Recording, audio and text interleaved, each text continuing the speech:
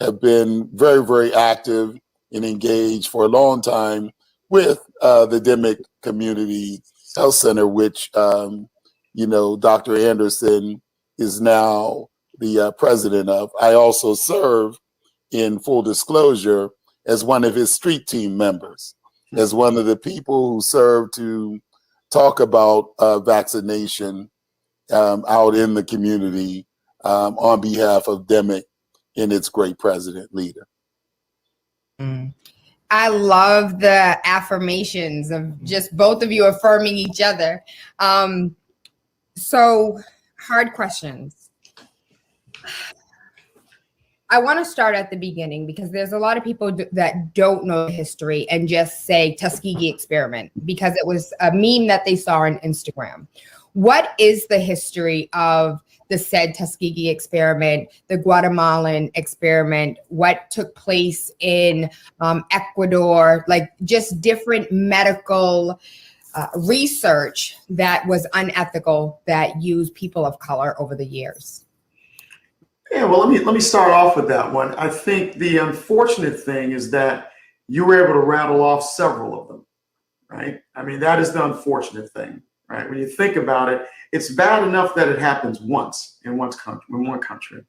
But when this is happening across the globe with such consistency, that's an ultra atrocity.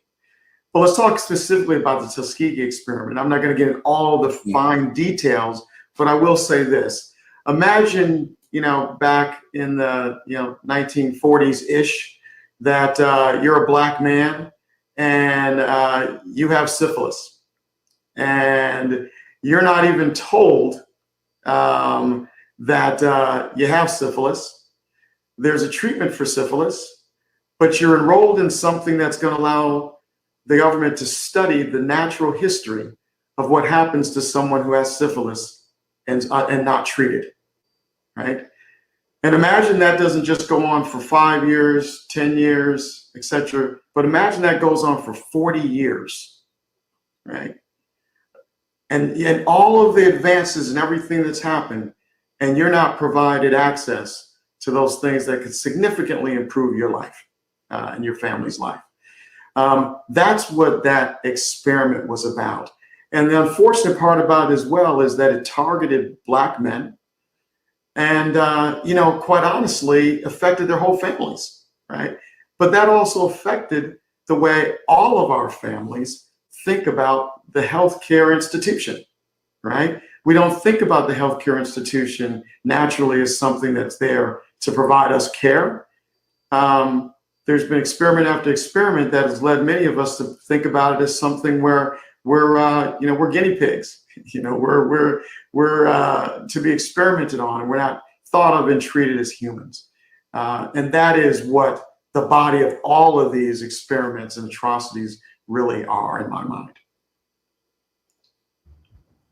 Dr. Motley, do you want to pick up on that? Yeah, I will pick up on it. I mean, so one of the reasons I love coming on to this show was, not only are you talking about keeping it real, but you allowed for some education around where historically we've been and how we now have this implanted in our mental model when it comes to just the word experiment. And Black folk, we automatically go to Tuskegee, and then you name all these other spaces in the world. I can't sit here and say that when I heard about vaccines being developed and everything else, that wasn't immediately where I went to in my own frame of reference or my own mental model. And so it took me being in conversations during this entire period, conversations with competent leaders who I trust, like Dr. Anderson and others, and then looking at the research that has been done to this point, particularly by people like Dr. Corbett and others who were in this battling for us as Black people, that made it easier for me to at least begin to think about it. So this wasn't something that I came to immediately. It was something that after looking and considering where I had come from in my own historical navigation period, which is filled with those kind of stories, right?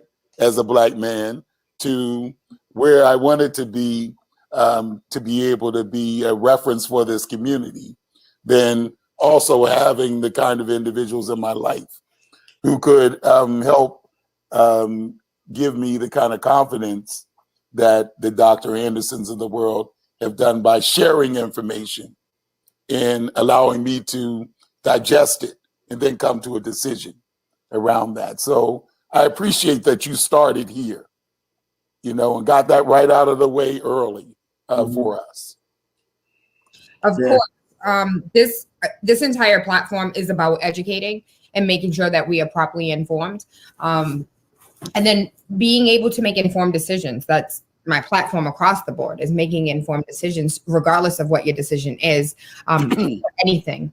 And so I titled today's conversation on vaccines, though we're speaking about COVID-19 vaccine. I do want to, for those who do not know, I have 3 children. I have a soon-to-be 18-year-old, a soon-to-be 16-year-old, and a current 2-year-old. My 2-year-old walked out of the hospital with a vitamin K shot, which is like the bare minimum of why. Like, he walked out the hospital with almost nothing. And so, Dr. Anderson, clarify for me, or just confirm for me, that vitamin K just makes sure that his blood is good, his blood was strong, and there's like no clotting. Because that's how it was explained to me, when it was just like, well, you might want to just get the vitamin K at the least. Sure. Well, I think the important thing that you described is it's vitamins. It's a vitamin, right? It's not a vaccine. It's vitamin K. And vitamin K is important for clotting. And babies and newborns tend to be vitamin K deficient, right? So that is, think about like if you're giving somebody any other vitamin supplement. That's what that was. It was not a vaccine. Now, that said, I'd be curious to know, though, just exploring, because this is a great platform to have these conversations. And so I don't want us to miss any of the opportunities here. So I'm going to ask you some questions, too. Okay. Tell me about your thought process, as you made, when you were thinking through the decision about would it be vitamin K versus other vaccines, how did you arrive to where you were? So I was a young mom. Anari was born when I was 20, Asaria when I was 22. And I was approximately 24, 25 when they received their last vaccines.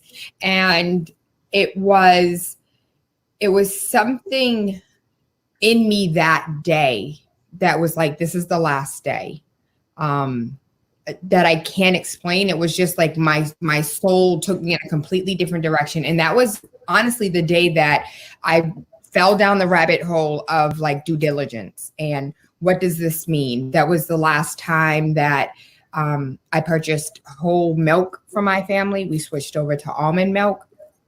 It was a lot going on for me during that time where I made a lot of different decisions. And as I got older, having conversations with my elders, and anybody who's over 40 has that mark on their right hand, on their right arm, like all 18 vaccines at one time. It wasn't quite that bad. Come on now. Right? Yeah. Come on now. You trying to make it seem so old school. You guys have one, right? Hope y'all have one. Hey, you get personal now. You get personal now. I want you to keep telling your story. Yeah. And so I recognize that the vaccine schedule has altered over the years, and it took a turn around the same time that the food industry took a turn. And it was in the mid 70s where the food industry was now like propagandized and was just used for more so profit than for people. And understanding lobbying and the pharmaceutical company and vaccine court, for me, it just wasn't enough. It wasn't enough safety and security for me and my family, because if the worst was to happen, I would be battling the United States government for years on end, like many families still are in vaccine court. And so it wasn't something that I was willing to take the chance of. And you know, people are like, well, your kids could get smallpox and your kids can get chicken pox. And, you know, I had the chicken pox vaccine and I got chicken pox and I didn't die. And so I understand that a lot of the vaccines that we give our children today were not a part of what my mom received at 37 years old, wasn't a part of what I received. And I just thought, like, as far as long-term side effects, there were just so many alterations in the mid 70s where the profit was over people. And I felt more secure in taking proper precautions in the form of feeding my kids the foods in which they needed that would supplement what the vaccines were doing, in the sense of like a lot of, so as of the last article that I read, Haiti has not received one dose of vaccines. Not one vaccine has been administered into Haiti. I read that article, I want to say maybe 14 days ago. Maybe there's been updates since then, but they also have one of the lowest death rates. Reading through the comments, a lot of people are joking that it's the muscatite oil, but it's like the old school remedies that are bringing people back. When I'm speaking to friends and family here in the United States that have contracted COVID-19, whether they received the vaccine or didn't receive the vaccine, they too have used these old school remedies, which is nothing more but the preventative maintenance that we should be engaging in every day in the form of eating our vitamins and eating our nutrients instead of having foods that have a whole lot of calories and nothing in them for supplements. Well, this is a good, we can talk about this for hours, but let me also start with just this one ground rule. My role here isn't to convince you or to change your mind. Exactly. My role here is for us to have this exploration of how we arrive at certain decisions, right? Because I think everybody has their own path in this. I think one of the big things that you highlighted for me was just how difficult it is to get good information and to define what is good information, right? So we all get some information and we try to sort that out and we try to make it relevant for ourselves. And I think we've been challenged there in terms of how we've done that. But let me share another part of this, becomes really important. You actually talked about where you were at that point in your life. When the School of Public Health here at Harvard did a study to try to understand, quote unquote, vaccine hesitancy. And I don't like to call it that. I like to call it vaccine confidence. But when they did the study to understand that, when it related to COVID vaccine, what they found after they looked at all these different things that they thought might contribute to vaccine hesitancy, the single most powerful and only real statistically significant variable was, and this is asking 3,000 people, right, about these things. They asked things like, do you think you're at risk of getting COVID? Do you think you're at risk of dying? They asked all these different questions.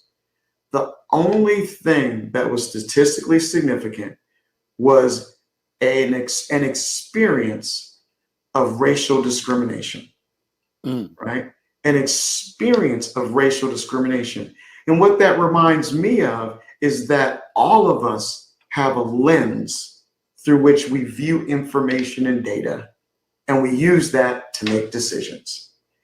My only concern is that if I've been given a lens, right, that has been clouded in a certain way, that has been adjusted in a certain way, am I able to see the information and digest it in a way that allows me to have an equal chance of coming to the same conclusion, right? And I think that's where I struggled initially with this whole process, because quite frankly, as we were going through several of the conversations along the way to vaccination, you know, when the first people I was on calls with who happened to be physicians and happened to be in the same circle as Dr. Anderson and I, and they were just raising the bar on just my anxiety around lots of this. You got to do this. You have to social distance. You got to wear a mask. You can't do this. And one mask is not enough. And clean your hands and this and that. You can't go visit your mama. You can't do this. You can't do that. Well, I was sort of very hesitant because I went back to the historical context. I was coming from a certain lens. And then one day it just dawned on me that all these credible individuals were giving me information that I could consider. And here we are. So, you know, I agree with you wholeheartedly, Dr. Anderson, when you think about that lens. You know, I found myself having to navigate from there to here, you know. And I should point out, those instances of racial discrimination were not necessarily healthcare related.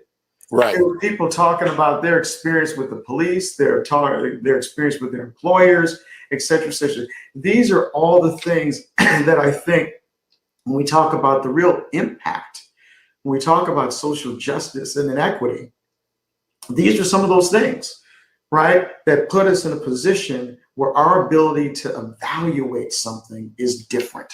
Not right or wrong, but it's different. Because I can tell you, when Reggie Lewis opened up and you saw who was coming from all the suburbs and everything to get vaccinated, right?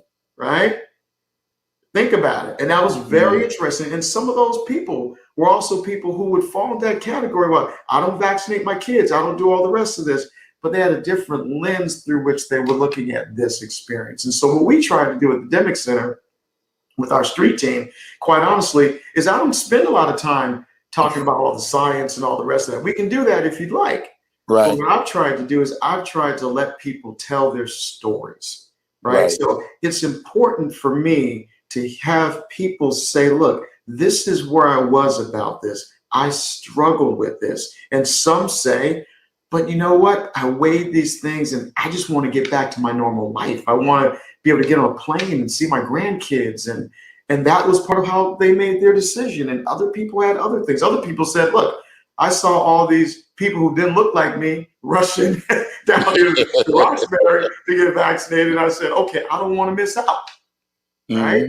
I mean, everybody has a different path into this. And I think that's really important.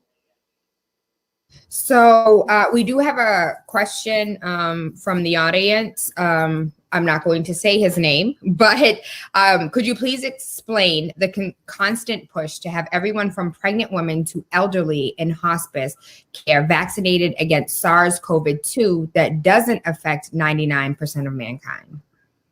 So I'm sorry, the question again was everybody who's pregnant and just the push. Oh, he's just saying everybody. He's saying, why are we pushing to have everybody vaccinated if COVID doesn't affect more than 1% of people, right? And that's what he's saying. And here's the thing about viruses and about virology, is that viruses only have one reason for living, and that is to replicate. So that's what they do, right? The challenge is when they do replicate, oftentimes little things go wrong, right? And as they replicate, sometimes that thing going wrong makes them more virulent, which means they're more infectious or makes it more dangerous, right? They're more likely to kill people, right? And it's those variants that we're talking about now that become incredibly concerning. So the more this virus bounces back and forth, because there's a difference between someone getting infected and getting sick and hospitalized and dying, and someone who just is now allowing the virus to be passed back and forth to the point that it gets to a variant that is so difficult to manage and can potentially have so much more impact. I'm particularly concerned about our communities right now with what we have, because we know that as a Black man, I'm 2.5 times more likely to get to die if I get this thing, right? And I'm 1.5 times more likely to get it and 4 times more likely to be hospitalized. And that's just looking at the data today. But the reality is some of this push to get vaccinated is to say, look, we got to make sure this thing doesn't get more out of control. It's already killed, 500,000 people. in the US alone, right? So we've got to get this under control. That's the concern. Mm-hmm. And so, devil's advocate, well, this whole show is a devil's advocate. That's all right. When it comes to, like, when we look at breast cancer, when we look at all of these other diseases that have taken more lives over a shorter period of time, why the push for a vaccine when we're not pushing as hard for prostate cancer, breast cancer, heart disease, hypertension, like all of these other things that are affecting more people at rapid numbers compared to COVID, but yet you've never seen this type of aggressive like attack towards it. Mm-hmm. It's so that's, there's a lot in that question, right? But let me say this: the first part, in terms of when you talk about a virus that is transmitted the way this is transmitted, it reminds us that it's very different when you're talking about infectious diseases and diseases like cancer. So let's say non-infectious diseases, both incredibly important, different strategies for managing them, right? But both incredibly important. I think part of the push around this is because of the pandemic nature of it, right? So this is worldwide, impacting many, many lives, impacting not just lives from the standpoint of the deaths and sickness, but also impacting lives in terms of the economic conditions, especially in communities like we serve here at the Dimock Center, but all around globally as well. So I think that's driven a lot of this heightened level of concern and focus. Also understanding viruses are things that can get out of control so quickly, right? We see this in India right now, right? It can just get incredibly devastating really, really quick, and some of it around these variants. Now, that said, we do need to do more around things like prostate cancer. We absolutely do, because I put that in the category of no one should die of prostate cancer. Right. No one. No one should die of prostate cancer. It can be diagnosed early enough, screened in, and it can be managed, right? So to your point, I would say it's not a either or. We need to be doing both.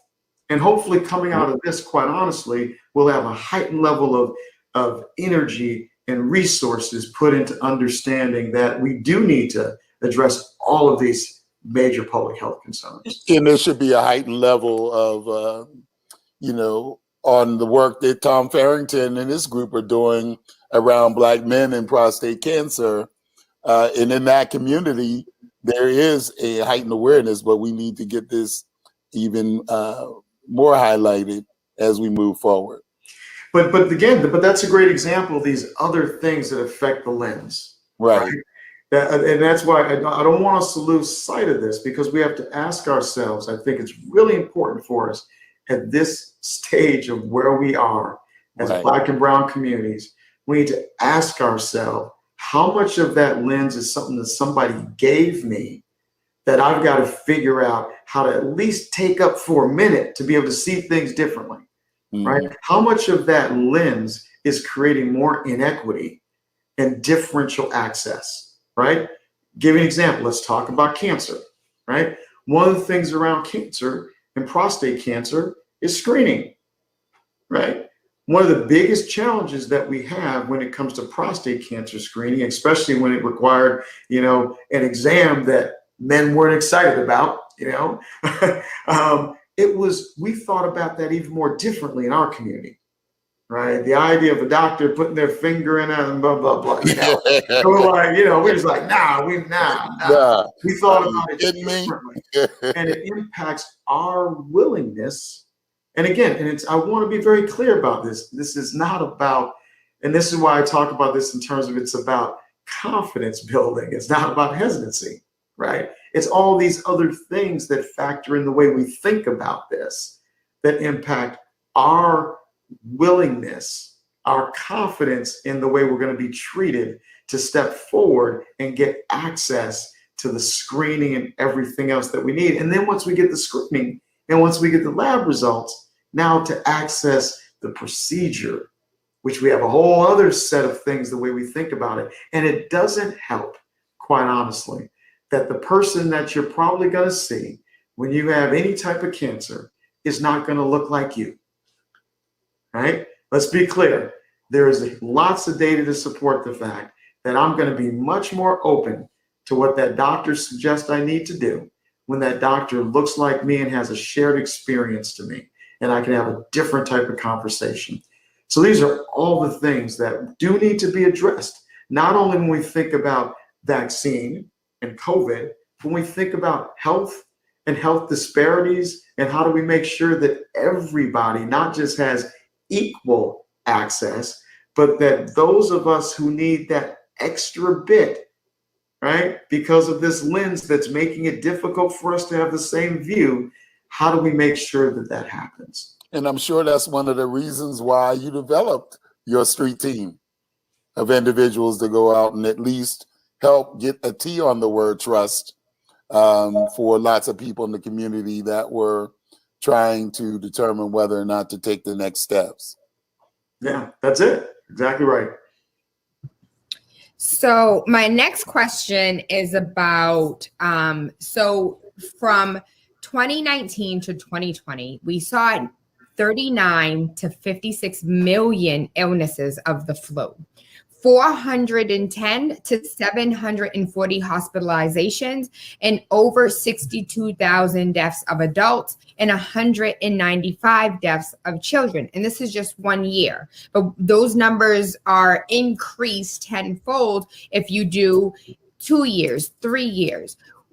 Why it's not a mandatory, we don't push the flu shot like we push the COVID-19. What is the difference between what seems like the flu? Because in the beginning, my family, we swear we got COVID back in February of 2020. Because we were a family, we never get sick. When we do get sick, it's over for us. And so we got sick and it was bad. And everybody in the house was sick, I want to say, for a good 3 days. And then we were done. And it was something that we never experienced before. It wasn't a typical common cold. It wasn't the sniffles. It wasn't sneezing. It was like real being sick.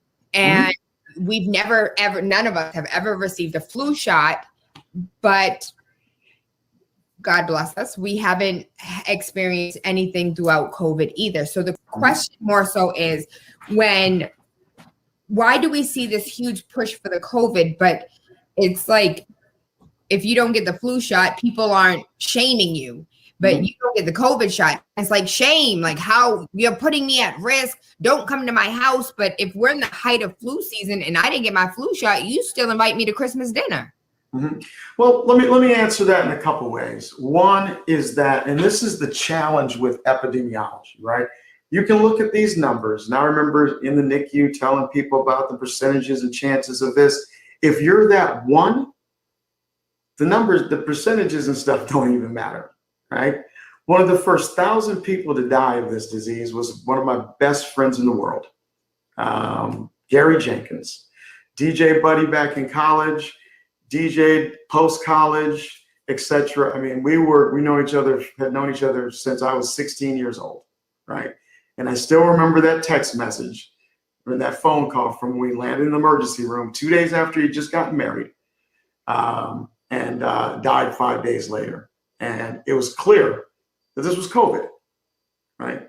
So statistics all fine, but here's one person that I knew very, very well who passed away related to this virus, right? So to me, I made that connection immediately that this was real and it was serious, right? Others might have had a different experience, but for me, it was real and it was serious. If you're sitting where the medical community does, you look at this as well from that same standpoint. The numbers are evolving. So you're right in the middle of this thing, how it's going. He was one of the first 1,000. Now we have 500,000 people who passed away due to this. All you know is that you have something that is going to be difficult to control, And you do know that this is something that the variants are going to be the biggest challenge. And it's going to be harder if this does come to the point where it's killing many, many more people, infecting many more people, and goes from something that in some and most might seem like just a common cold to now being something that's much more devastating, because as this virus mutates, it has the potential to become much more devastating.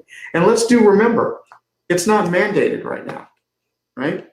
The flu shot is not mandated either, but the reality is in certain areas, I mean, we were pretty clear in hospital community, you got the flu shot. And it was not necessarily just to protect you as a healthcare provider. Matter of fact, that was the least of the concern, although it was a concern. The bigger thing was how you protected your patients, right? If you're running around with the flu and you interacted with someone who was going to be more susceptible to getting the flu and potentially dying, it was our responsibility as healthcare providers to make sure that that didn't happen. So this stuff is very, very complex, but I would encourage everyone, be careful about over-interpreting the numbers in either way, right? This is one that I really think is really important for people to tap into their own feeling about where they are on this and what it means to them. Be very careful, because that all you need is that one, right? And if you're that one, God forbid, or someone you love is that one, Right. the numbers and statistics don't even really matter. And so Mike, good rising, Mike, how are you? So Mike is an avid listener of the show. He asked, does the vaccine cover the latest strands? Yeah.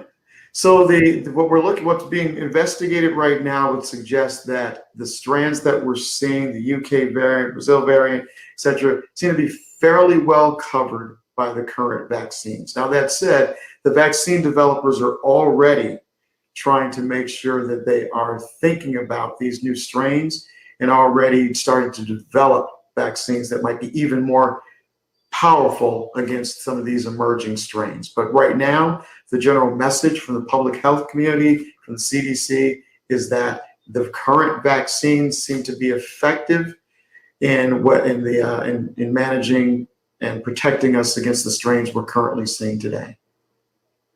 And so I want to be fair and ask questions that I don't even understand the context to. And so one of the questions we currently have is the gain of function. And so this is a two-part question. Aside from F. Bill Gates, in the beginning, this was possibly man-made. And I'm not sure what gain of functions is or gain of functions research, and so I cannot speak to it. But the fact that it is assumed that this pandemic was created by man, could you please speak to that? And if you know anything about gain of function, can you please speak to that as well? I don't. Matter of fact, I was just Googling this gain of function research because I have not heard anything about that. So I don't know if the question here is about whether or not this was man-made or I'm trying to understand the question, as I think you probably are also. As well, yes. PBG, if you could re-ask that question, I would love that. But I know that they did their research. I've read all the articles. They refused to go into the medical facility or the research facility. They went straight to Wuhan, into the marketplace. So for me, they've been doing this for years, like thousands upon thousands of years. They've had marketplace. I recently went to Ethiopia. I was in Makato. I saw like lamb and goats heads being chopped off right next to the limes and the garlic salt. Like everything is together. This is the culture and has been the culture for thousands of years. And so to say today, because of the way we've been doing things in our culture, unsanitary wise, this is how the pandemic was started. Was weird to me. Like that, it just didn't sit. Like they've been doing this for years. Now all of a sudden they crossed, and now we have this this virus.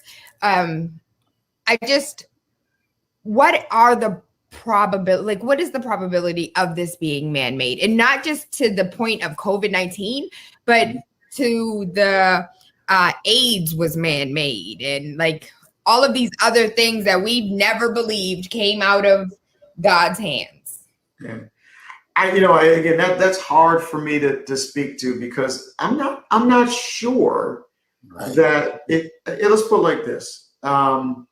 Your first bit about, can a virus emerge out of marketplaces and things like that? I mean, the reality is viruses, as I mentioned, viruses are around. They're around us all the time. Sometimes they mutate as they do what they do, because they're very simple organisms. They really, really are, right? And as they do what they do and replicate, things go wrong, things happen. And then what evolves over time is sort of a selection for viruses that are better at infecting people. Now, really, really, really smart viruses do that and don't kill people, right? Because you kill the host and then you're done. So there are viruses out there, and they're viruses that are important for our everyday life as well.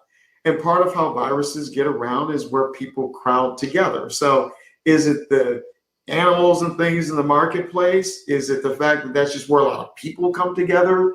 Are there viruses that start out in humans and go to animals, which we do see, and just some go back and forth? And does the animal have to be live? It might depend on the virus.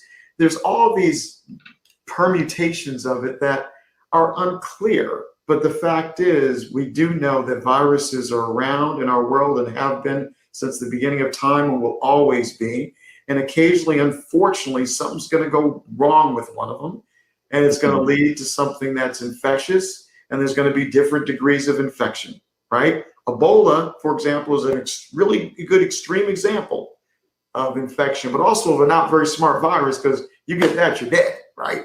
But the reality, so that's the first part. This question about man-made, there's always the concern that people are, doing all types of crazy things in this world, right? And nothing surprises me anymore. That said, I don't have any direct information or knowledge to say one way or another, but I will say we live in a crazy, crazy world, right? And what I would implore people is, be careful of not falling into the crazy or being part of the crazy, right? And that's where shows like this are so important. Let's talk about these things, right? But understand that there's a lot of stuff going on out there that we all have to try to constantly filter through. But ultimately, we have to face the situation we're in and make a decision, right? Whatever that decision is, we have to be very vigilant about making a decision. My biggest concern, quite honestly, Tayla, are those who are saying, I just don't want to make a decision, right? Because that's why shows like this and things are important. We need to have more conversation, because I'm fine whatever decision you make, but I want to make sure that we're doing what we can to give people what they need to do the appropriate deliberations to be able to make a decision, because we do know that there are people we're connected with that our decision will impact them, right? So I'm really excited that we not only have an MD, but we have a doctor in business. And so when we took a look at the Spanish flu, going back to history, once you understand history, you can understand the present. Going back to the Spanish flu, we soon saw the entire economy crash. It seems like the economy is booming, because right now a two-family in Roxbury is $1 million. So I don't think our economy isn't crashing anytime soon. But I recently did an interview with NESMS, talking about how the pandemic affected my real estate business, and what the effects on female business owners, or just women in general, since we were the most affected. For the most part, men are doing well statistically. They didn't lose their jobs at a higher rate as women. They are able to get back into the workforce at a higher rate as women. And so what are the effects of women in the workforce, and what are the long-term effects as far as like finances, retirement, savings, childcare, whether they're going to go back to work or not. And so all of these are like real conversations that we're having. And I want to know from a business standpoint, what do you see are long-term side effects of the COVID-19? And everybody, we know all these statistics, or maybe the viewers don't know all the statistics. But when it comes to women, and when it comes to Black women, and when it comes to people of color in general, we're seeing that, as always, we are left out and not reaping the benefits that our counterparts are. And so what do you see as far as 5 years from now, even 18 months from now? Do you predict the economy to crash? Do you predict the economy to what are your predictions as far as business is concerned? Well, listen, you know that there's a saying that when our community always catches more than a cold, or it catches more than whatever the latest challenge is. And it's always been that way for us. When you talk about income inequality, you're talking about businesses in the community, and the fact that even in good times, lots of business fail. So when we are very heavily in a consumer business, it requires people to be either in restaurants or whatever it is, requires people to have to transition. We're going to have financial challenges going forward. I would like to be in your business right now. You talked about real estate. That's one of the greatest places in the world to be as a business person now, given the rates, given the fact that, sales and all those kinds of things. So, it's a matter, the challenge is going to be there for our community going forward. But I think we have learned to pivot. We've learned to make the kind of transitions that we need to move forward and to stay intact. So, you answered most of the question when you asked your question, because you gave all of the kind of facts. So no, the economy is not crashing anytime soon. Well, listen, the goal is, in our community right now, there are quite a few challenges. However, I'm not going to sit here and predict doom. The goal is to do everything that we can not to allow that to happen. Mm-hmm. Yeah, and also just understanding that we want to make the recovery be as even as possible, right? So it's one thing you spoke to the business owners and the disproportionate impact on especially our minority women-owned businesses, right? And what are the things we need to do to support that category of businesses coming back? Well, let's also talk about the people who are unemployed, right? You got to remember that only 14% of people who lost their jobs during this pandemic were people who made over $100,000 a year. 40% of those are people who made less than $40,000 a year, right? What type of jobs are going to come back, right? And Dr. Anderson, let me just say, our goal is not to return to the good old days. Right. That's my point. The good old days weren't good old days for us. I'm happy when you told me before this show the choices you had made about how you're transitioning your life and you're getting into a business that's going to really be productive in the future. This gives us a chance to reflect and do some things that we never thought of doing before. On a personal level, it's allowed me to do some things I never thought of doing before, in business and those kinds of things. So we have to think differently, and we have to approach life differently, as we go forward. And it's not about status quo. Mm-hmm. It's not about, this notion of, I hope we can get back to normal. What normal wasn't so good in a lot of cases for folks. So I don't want that normal. Okay, I want to be able to move forward and think differently and do differently and act differently and build differently and do the things that we were talking about doing for so long. When you talk about all of the things we tried to describe in the Guza Saba and its principles, right? Well, this actually put some of that to work and to do it well. And one of the reasons I could sit back today and allow you just to absorb the mind of a giant like Dr. Anderson, right? And let him answer all the questions that we didn't come on today thinking we were answering those questions. We came on to talk about how this community could at least have an alternative way of looking at that. But we're willing to do it because you got a giant like that who has the capacity to do it. So if you ever want to know why I went from way over here to the right or left of this issue and got centered in it, it's because I had people to help build my confidence like that.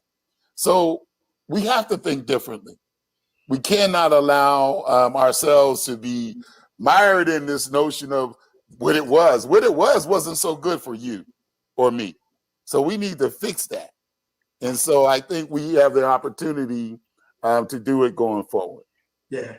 And that's so important. I mean, that's where I was going. I'm glad you took it right there, because the reality is it shouldn't look like it did. Right.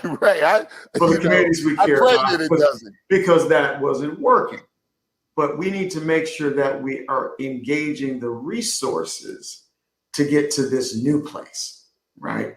The conversations that are about how we leverage the amazing opportunities at universities and colleges and some of the other type of training programs that we need to be doing, partnering with companies doing things around cybersecurity and what that's going to mean. We need to really, really be looking at how we completely think differently in health, in wealth, in politics, because all these things are the determinants of the future of your 2-year-old and my 14-year-old. Right.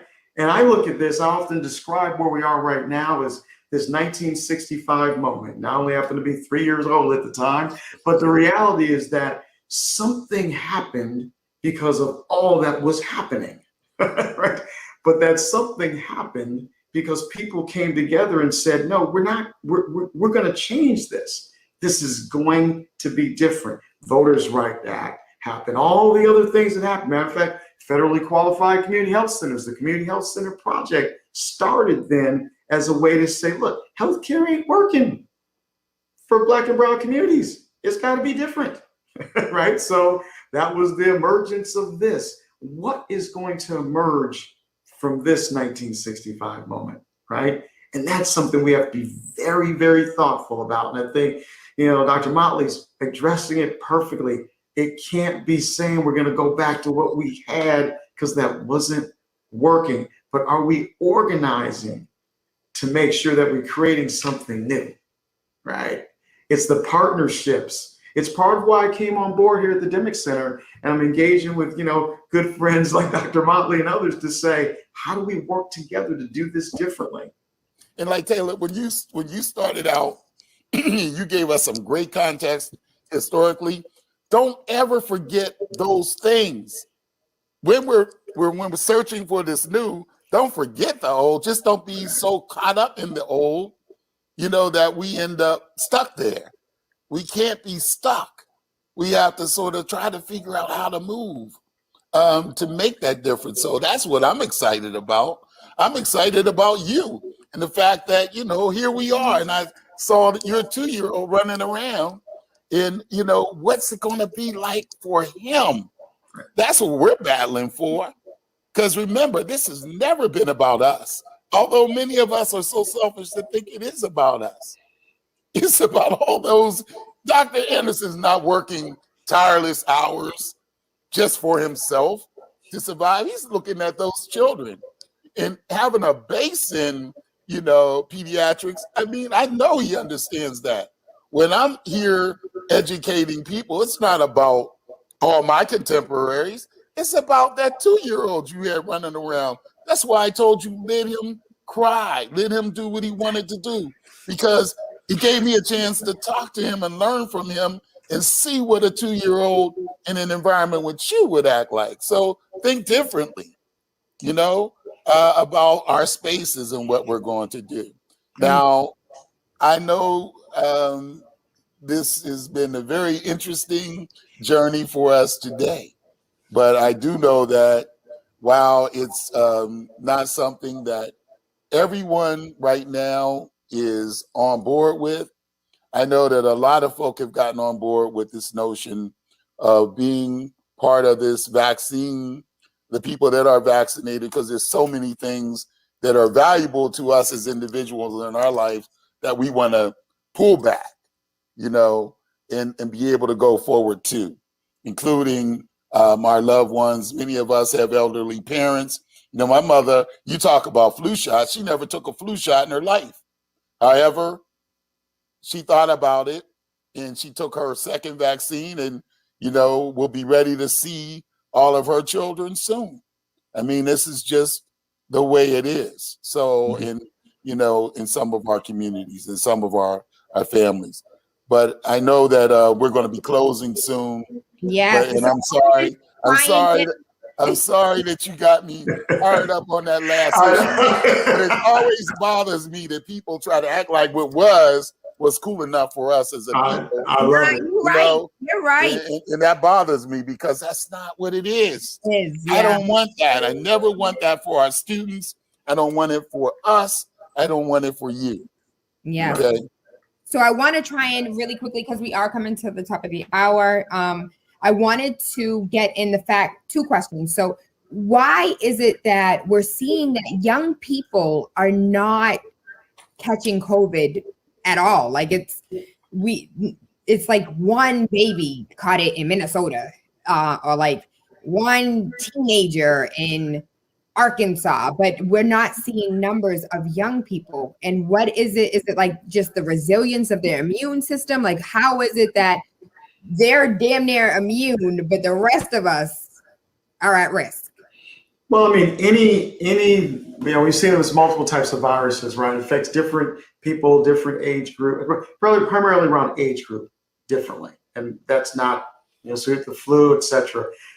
The thing I'd be careful about, though, is that if you talk to Dr. Churchwell, who you really should get on as well, he's a brother who now is incoming president at Children's Hospital, and he'll tell you they've taken care of lots of really sick kids, and they've had some deaths related to COVID. So there is a whole syndrome that we're seeing in kids, and actually it was first actually identified in the UK.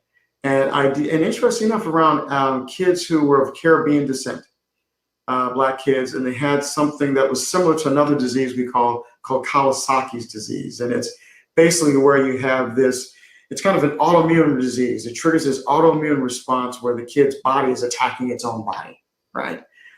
Is treatable as a Kawasaki's disease, but has been really devastating in the handful of cases, and more than a handful of cases, quite a few cases. So we're still trying to understand what this means, and we still don't understand the long-term effects. So a kid might have it, be asymptomatic, but we don't know what that's going to mean for them 2 years from now, 3, without the time will tell. We've had diseases in the past, like something we call rheumatic fever, which was just like a strep infection, that then after we noticed over years, even though kids were asymptomatic, as adults, they have mitral valve, they have heart conditions related to it.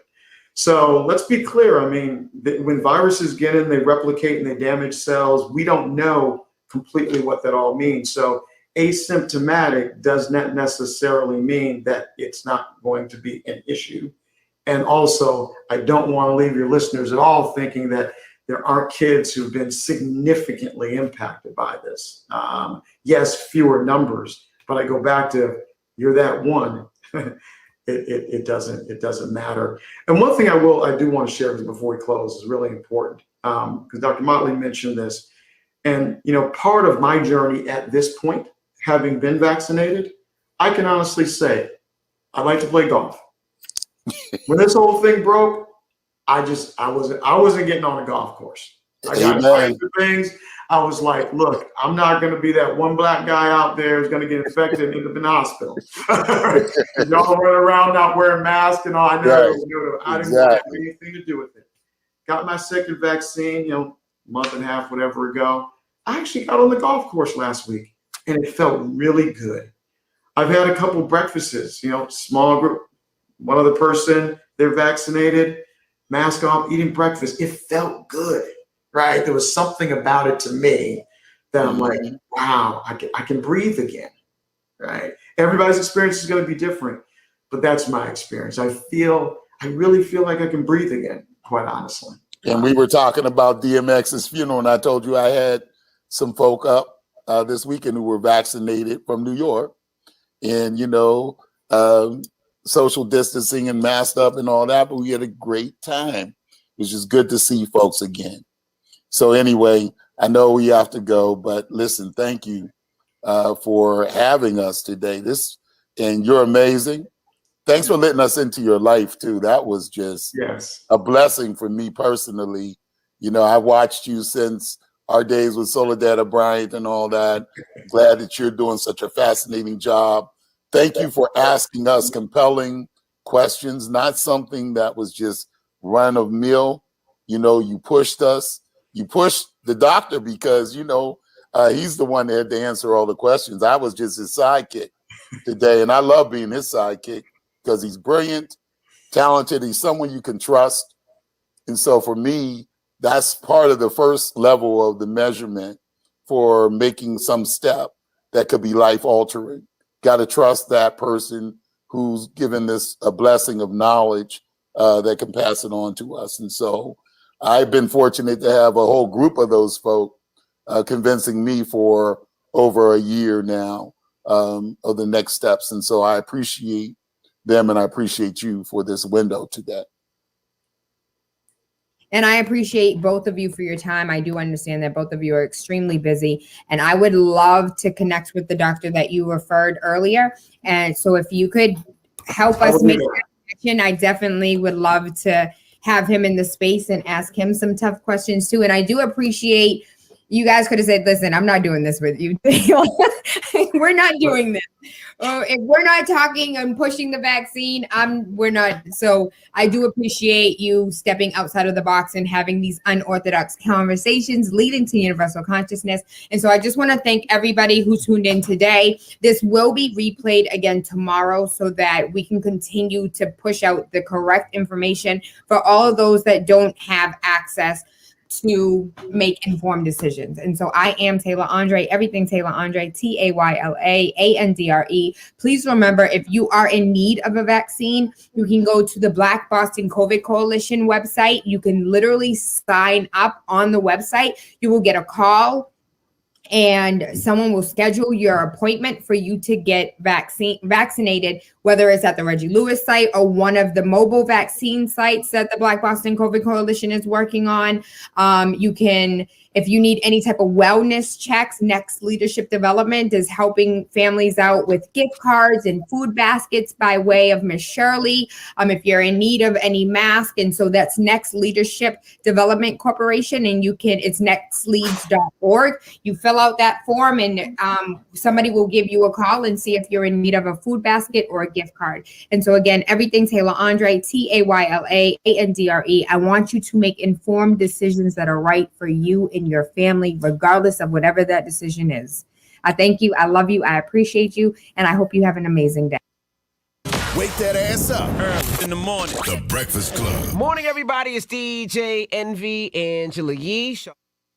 It absolutely is not. That's a lie. Good rising, good afternoon, good evening, or good night. I am Tayla Andre. Waking up with Tayla Andre has absolutely nothing to do with the time of day we link up, but about waking up your third eye with unorthodox conversations leading to universal consciousness. Happy Cinco de Mayo. I absolutely love Cinco de Mayo, and not because of not because of the margaritas, not because of the tacos, not because of the food I get to eat and the drinks I get to consume, but because of the history of Cinco de Mayo. Do you even know the history? I think it's absolutely amazing how people celebrate Cinco de Mayo. They're like, yes, sombreros, margaritas, tacos, but have no clue that it's about the Mexicans whooping France and the French ass. Did you know that France wanted to colonize Mexico?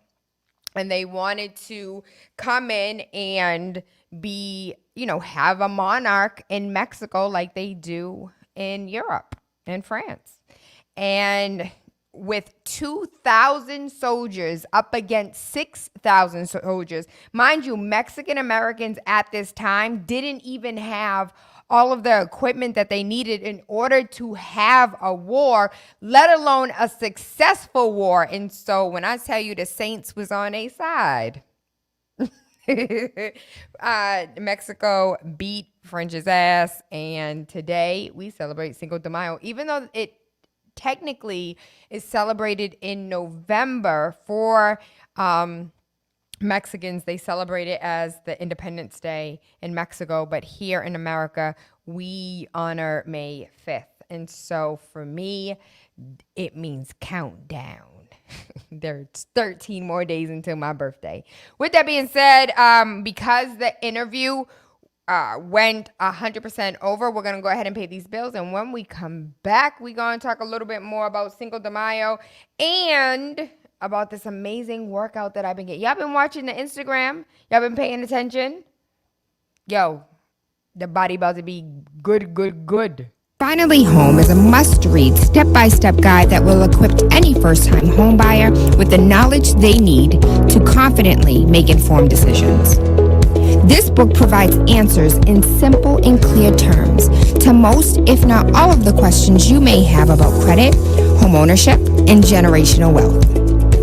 Finally Home equips the reader with the confidence to be engaged with the home buying process without feeling vulnerable or exploited.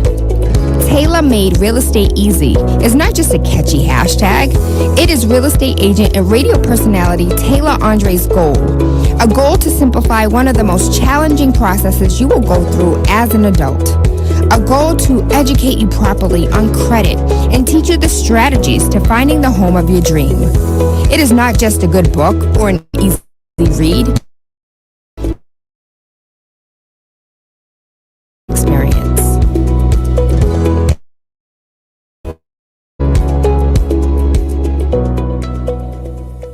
With every vaccination, we're taking a step toward a better future, a step toward seeing our friends, toward family gatherings and backyard barbecues, toward cheering for our home teams at Fenway, the Garden, and Gillette, a step toward hugging grandma.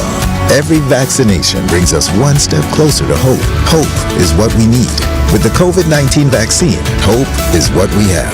Join us. Get vaccinated. Have hope. Call 311 or visit boston.gov/COVID-19-vaccine. What's up, everybody? This is James Jimmy Hills, host of Java with Jimmy on Spark FM Online. Make sure you tune in every Monday and every Wednesday from 1 p.m. to 3 p.m. Also, follow Java with Jimmy on Instagram, Twitter, and Facebook. And don't forget to go to Spark FM Online and download the app. Listen to Spark FM Online 24/7. Igniting the airwaves. Spark FM.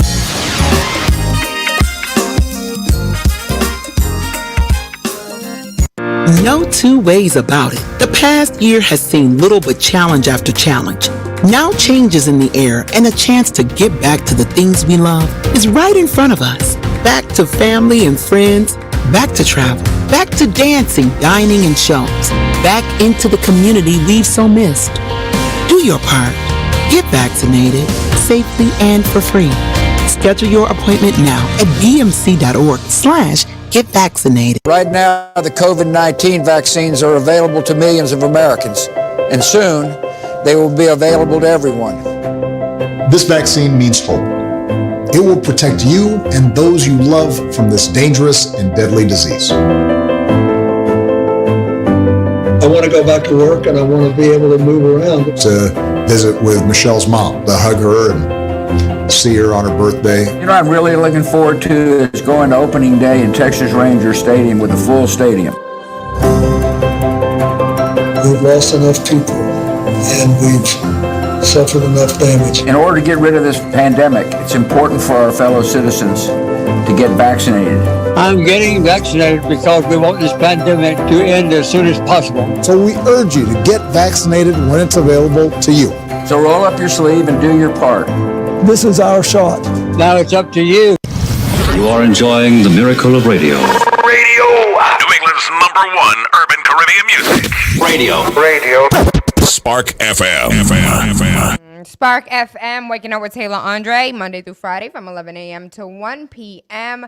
Unorthodox conversations leading to universal consciousness. Cinco de Mayo, the 5th of May, also called the anniversary of the Battle of Puebla. The holiday celebrates in parts of Mexico in the United States in honor of a military victory in 1862 over the French forces of Napoleon III. Cinco de Mayo is celebrated typically on Wednesday, May 5th, this year of 2021, when in 1861, Mexico declared a temporary moratorium on the repayment of foreign debts.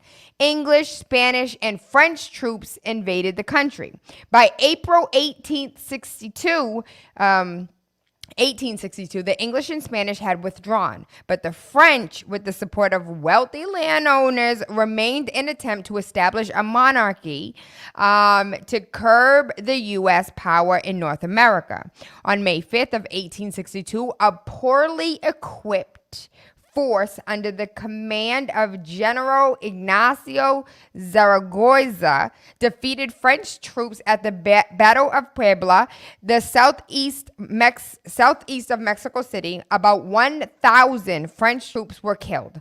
Although the fighting continued and the French were not driven out for another 5 years. Oh my God, why? 5 years of fighting, 5 years of war? Although the fighting continued, the French were not driven out for another 5 years. The victory of Puebla became a symbol of Mexican resistance to foreign domination. The city, which was later renamed Puebla de Zaragoza, is the site of a museum devoted to the battle, and the battlefield itself is maintained as a park.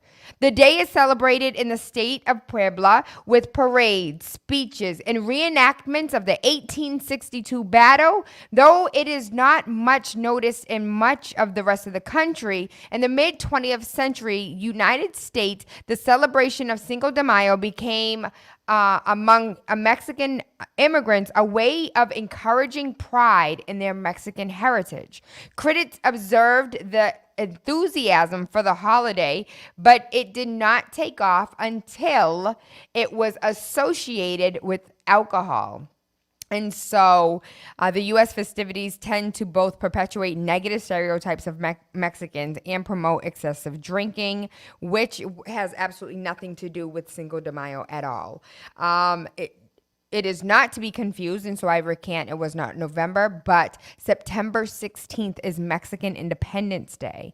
The latter holiday was established in 1810, with some 50 years before the Battle of Puebla occurred. And so with all that being said, I hope you have an understanding of what happened in May under the war. Like, this is about war. This is about finally driving out the French. This has absolutely nothing to do with your love for tacos or your need for a margarita. And so I just want you to be completely informed. And if today you decide to go out to your local pub and you see people dancing and playing around with sombreros, please properly inform them of what it is they're actually celebrating. And with that being said, we came to the top of the hour. Yesterday, Baby Rain was not feeling good at all. And so I think he has allergies.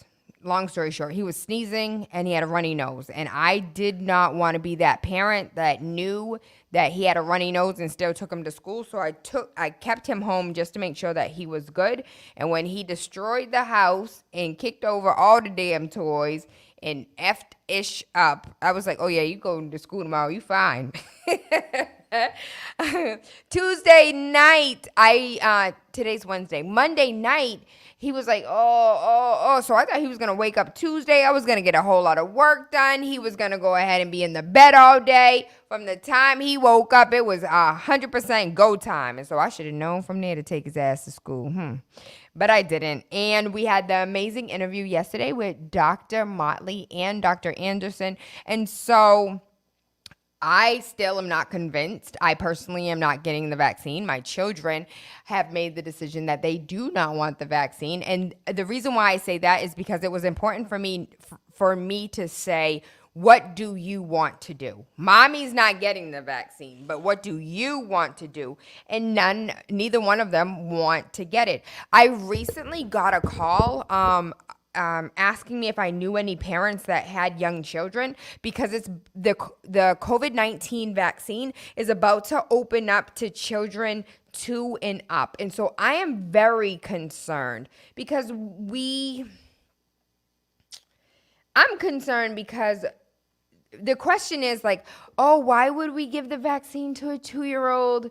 I don't think there's not enough testing.